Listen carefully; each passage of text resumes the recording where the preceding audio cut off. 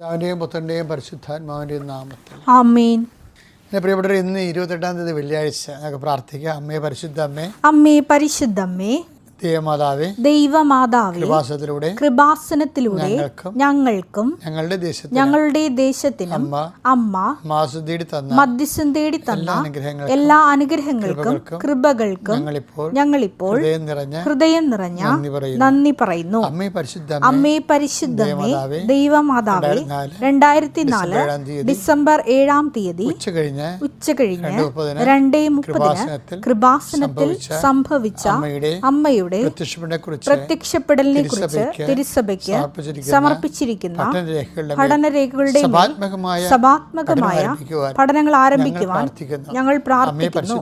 അമ്മേ പരിശുദ്ധമ്മേ, ഭൂസ്വർലോകങ്ങളുടെ രാജ്ഞിയായ അങ്ങേക്ക് ഭൗമ സംരക്ഷണത്തിനായി പ്രപഞ്ച പ്രകൃതിയെ തന്നെ തിരുസഭ പ്രതിഷ്ഠിക്കുവാൻ ഈ പ്രത്യക്ഷീകരണം വഴി ഇടയാക്കണമേ. പരിശുദ്ധമ്മേ, ജപമാല മാതാവേ, സകല കൃപാസന പ്രാർത്ഥനകളോടും ചേർത്ത് ഞങ്ങളിപ്പോൾ പ്രാർത്ഥിക്കുന്ന ഈ കുടുംബത്തിന്റെ പ്രത്യേക നിയോഗം. മക്കളെ,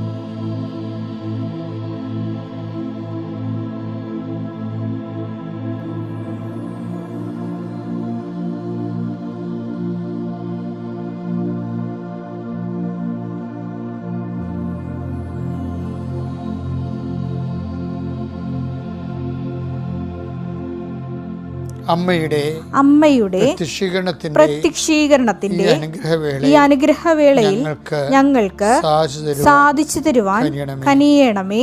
ആമേൻ. വിശ്വാസ പ്രമാണം.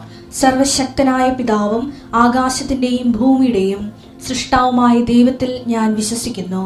അവിടുത്തെ ഏകപുത്രനും ഞങ്ങളുടെ കർത്താവുമായ ഈശോ മിശിഹായിലും ഞാൻ വിശ്വസിക്കുന്നു. ഈ പുത്രൻ പരിശുദ്ധാത്മാവിനാൽ ഗർഭസ്ഥനായി കന്യകാമറിയത്തിൽ നിന്ന് പിറന്ന് പൊന്തിയോസ് പീലാത്തോസിന്റെ കാലത്ത് പീഡകൾ സഹിച്ച് കുരിശിൽ തറയ്ക്കപ്പെട്ട് മരിച്ച് അടക്കപ്പെട്ട് പാതാളങ്ങളിൽ ഇറങ്ങി മരിച്ചവരുടെ ഇടയിൽ നിന്ന് 3-ാം നാൾ ഉയർത്ത് സ്വർഗത്തിലേക്ക് എഴുന്നള്ളി സർവശക്തിയുള്ള പിതാവായ ദൈവത്തിന്റെ വലതുഭാഗത്തിരിക്കുന്നു. അവിടെ നിന്ന് ജീവിക്കുന്നവരെയും മരിച്ചവരെയും വിധിക്കുവാൻ വരുമെന്നും ഞാൻ വിശ്വസിക്കുന്നു. പരിശുദ്ധാത്മാവിലും ഞാൻ വിശ്വസിക്കുന്നു. വിശുദ്ധ കത്തോലിക്കാ സഭയിലും പുണ്യവാന്മാരുടെ ഐക്യത്തിലും പാപങ്ങളുടെ മോചനത്തിലും ശരീരത്തിന്റെ ഉയർപ്പിലും നിത്യമായ ജീവിതത്തിലും ഞാൻ വിശ്വസിക്കുന്നു. ആമേൻ. സ്വർഗ്ഗസ്ഥനായ ഞങ്ങളുടെ പിതാവേ, അങ്ങയുടെ നാമം പൂജിതമാകണമേ.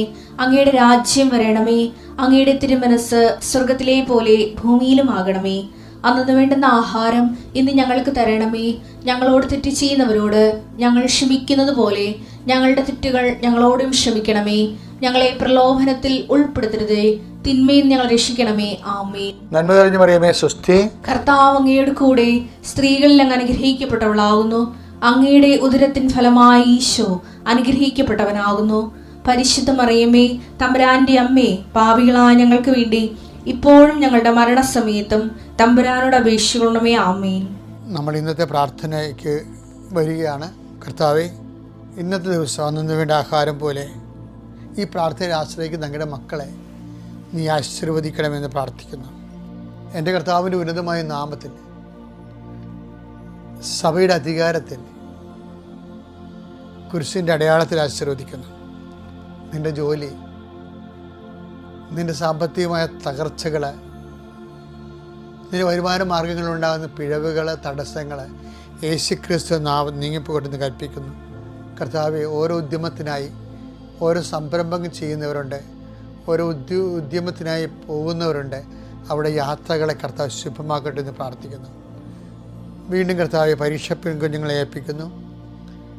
യോഗ്യതാ പരീക്ഷകൾ, മത്സര പരീക്ഷകൾ, അതുപോലെ തന്നെ ഉള്ള ഓരോ തരത്തിലുള്ള ഇൻ്റർവ്യൂകൾ, ടെസ്റ്റുകൾ, അതെല്ലാം ചെയ്യുന്നവരെ ഈശോനാമത്തിൽ ഇന്നത്തെ ദിവസം ആശീർവദിക്കുന്നു. കർത്താവ് റിസൾട്ട് പ്രതീക്ഷിക്കുന്നവരെ, എന്തിൻ്റെയും ആകാം, പരീക്ഷയുടേതാകാം, തങ്ങൾ ചെയ്ത അധ്വാനത്തിൻ്റെതാകാം, തങ്ങൾ വെച്ച അപേക്ഷയുടേതാകാം, ഫലങ്ങൾ പ്രതീക്ഷിക്കുന്ന എല്ലാവരെയും കർത്താവിൻ്റെ നാമത്തിൽ ഞാൻ ആശീർവദിക്കുന്നു. കർത്താവ് കർഷകരെ ഞാൻ ആശീർവദിക്കുന്നു. കർഷകരും ജലം കൊണ്ട് ഗുണമുള്ളവരുണ്ട്, ജലം കൊണ്ട് ദോഷമുള്ളവരുണ്ട്. ഒഴുക്കും മഴയും കൊണ്ട് ഗുണമുള്ളവരുണ്ട്, ദോഷമുള്ളവരുണ്ട്. അതെന്ത് തന്നെയായാലും ദോഷങ്ങൾ പരിഹരിക്കപ്പെടാൻ വേണ്ടി കർത്താവിൻ്റെ നാമത്തിൽ പ്രാർത്ഥിക്കുന്നു. കർത്താവ് ഓരോരോ പദ്ധതികൾ വിഭാവനം ചെയ്യുന്നവരുണ്ട്. അതനുസരിച്ചിട്ട് അതിൻ്റെ ഗുണവും ദോഷവും അറിഞ്ഞിട്ട് വേണം അടുത്ത് ചെയ്യാൻ. ഗുണമേറും ദോഷവും അറിഞ്ഞാൽ മതിയായിരുന്നു എന്ന് ചിന്തിക്കുന്നവരുണ്ട്. അവരുടെ ചിന്തകൾക്ക് കൃത്യമായ മറുപടി കിട്ടിക്കൊണ്ട് അവർക്ക് ഗുണമെങ്കിൽ പ്രൊസീഡ് ചെയ്യാനും ദോഷമെങ്കിൽ സ്റ്റോപ്പ് ചെയ്യാനും അവരെ ആശീർവദിക്കണമെന്ന് പ്രാർത്ഥിക്കുന്നു. കർത്താവെ, ഓരോരോ തൊഴിൽപരമായ കാര്യങ്ങൾക്ക് വേണ്ടിയും ഏജൻസിക്ക് വേണ്ടിയൊക്കെ ഓരോ കെട്ടിടങ്ങൾ ഉണ്ടാകാനും കെട്ടിടങ്ങൾ വാടക കിട്ടാനൊക്കെ ആഗ്രഹിക്കുന്നവരുണ്ട്. അവർക്കത് കിട്ടാൻ ഇടയാക്കണം പ്രാർത്ഥിക്കുന്നു.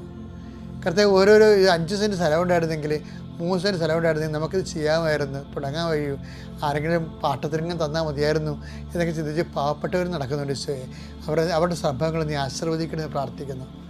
എൻ്റെ കർത്താവ്, പാട്ടം നടത്തിയിട്ടും തോറ്റുപോയവരുണ്ട്, കൃഷി ചെയ്ത് തോറ്റുപോയവരുണ്ട്, നഷ്ടം വന്നു പോയവരുണ്ട്. ഈശോയെ, അവർക്ക് ഒഴിയാനും പറ്റുന്നില്ല, പാട്ടം കൊടുക്കാനും പറ്റുന്നില്ല, അവരാകപ്പാട്ട് നാട്ടിൽ നിൽക്കാൻ പോലും പറ്റാതെ തലപ്പെരുപ്പത്തോടെ വേദന കൊണ്ട് വിഷമിക്കുന്നവരുണ്ട്. അവരെ എൻ്റെ ഈ 39 കൊല്ലത്തെ കൃപാനയുടെ ശക്തിയാൽ ഞാൻ അവരെ ആശീർവദിക്കുന്നു.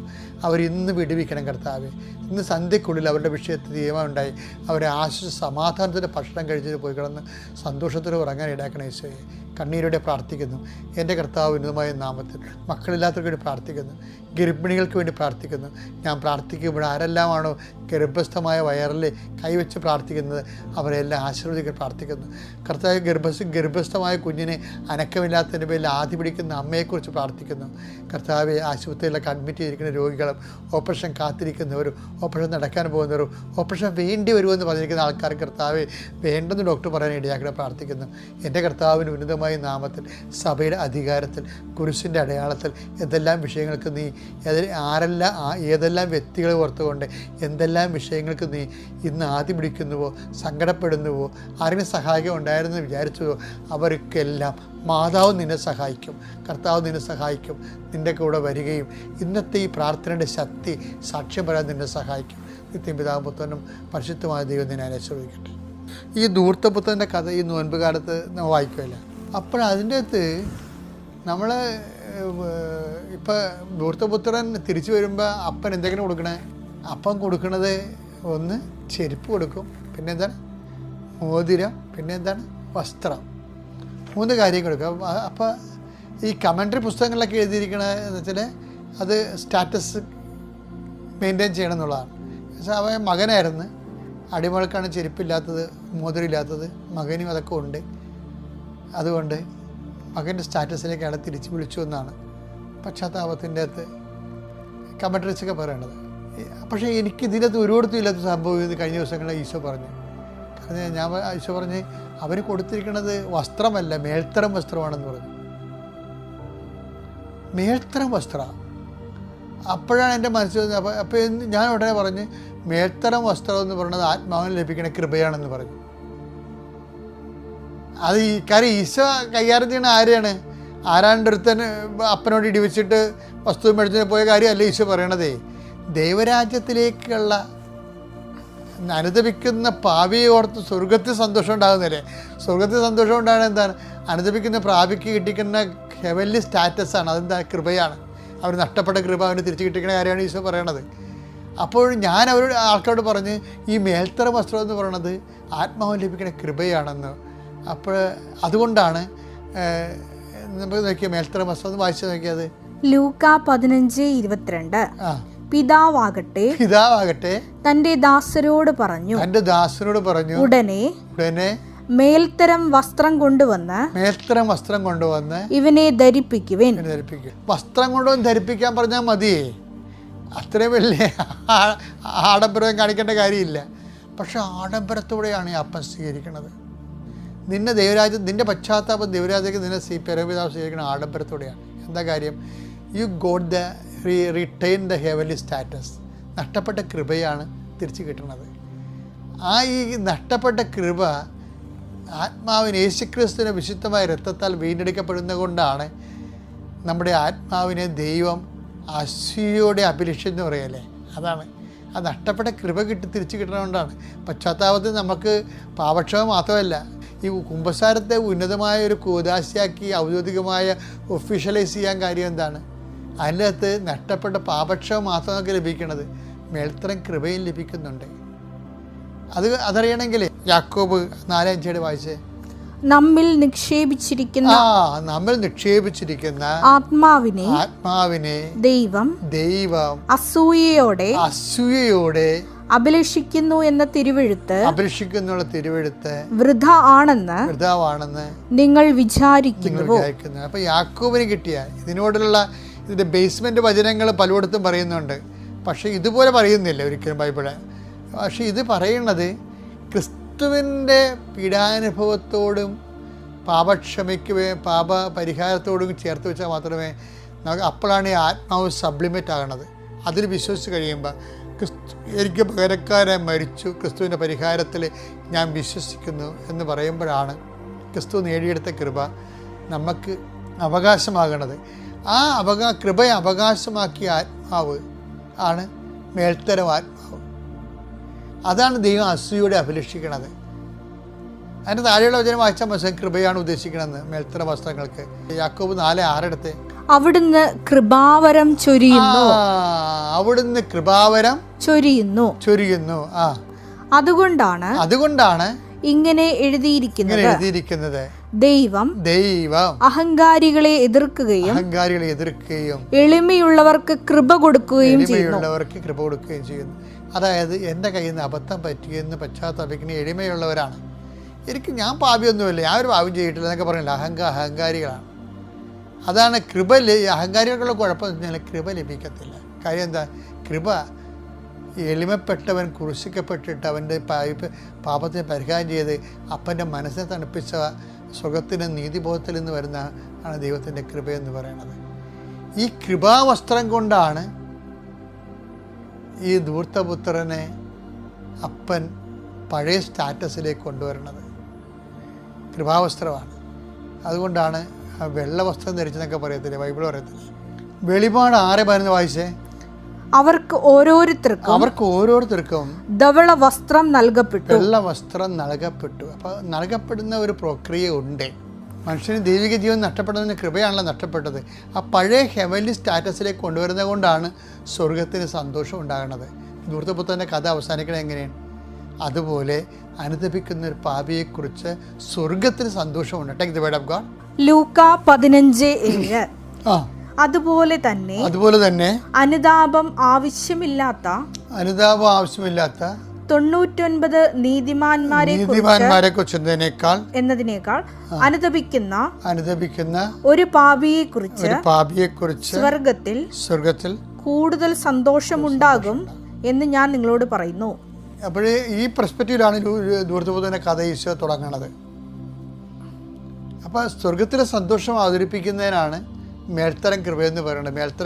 മേൽത്തരം വസ്ത്രം എന്ന് പറയുന്നത്. ഈ മേൽത്തരം വസ്ത്രം എന്ന് പറയുന്നത് നഷ്ടപ്പെട്ട കൃപയാണ്. അപ്പോൾ പശ്ചാത്താപം നമുക്ക് നൽകണത്, പശ്ചാത്താപത്തിൻ്റെ പൂർണ്ണ മനസ്താപം എന്ന് പറയത്തില്ലേ.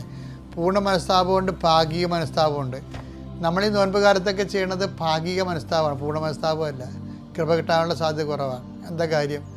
പൂർണ്ണ മനസ്താപം എന്ന് പറയുമ്പോൾ മേലിൽ പാപം ചെയ്യരുത്തില്ല, ആ സാധനം ആവർത്തിക്കത്തില്ല. അതുകൊണ്ടാണ് ഈശോ പറയണത് മേലിൽ പാപം ചെയ്യരുത്. Take the word of God. Yohannan 5:14. പിന്നീട് യേശു ദേവാലയത്തിൽ വെച്ച് അവനെ കണ്ടപ്പോൾ പറഞ്ഞു, ഇതാ നീ സൗഖ്യം പ്രാപിച്ചിരിക്കുന്നു. കൂടുതൽ മോശമായതൊന്നും സംഭവിക്കാതിരിക്കാൻ മേലിൽ പാപം ചെയ്യരുത്. അപ്പൊ പൂർണ്ണ മനസ്താപത്തിനകത്ത് വരുന്നതാണ് മേലിൽ ആ പാപം ആവർത്തിക്കാതിരിക്കാനുള്ള തീരുമാനം. കാര്യം എപ്പോഴും മനസ്താപം തീരുമാനമാണല്ലോ. സഖ്യവൂസ് ഇറങ്ങി വന്നിട്ട് തീരുമാനിക്കുകയല്ലേ, ധൂർത്തപുത്രനും മടങ്ങി വന്നിട്ട് തീരുമാനിക്കുകയല്ലേ. ഡിസിഷൻ എന്ന് പറയുന്നത് പൂർണ്ണ മനസ്താപത്തിൻ്റെ ഭാഗമാണ്.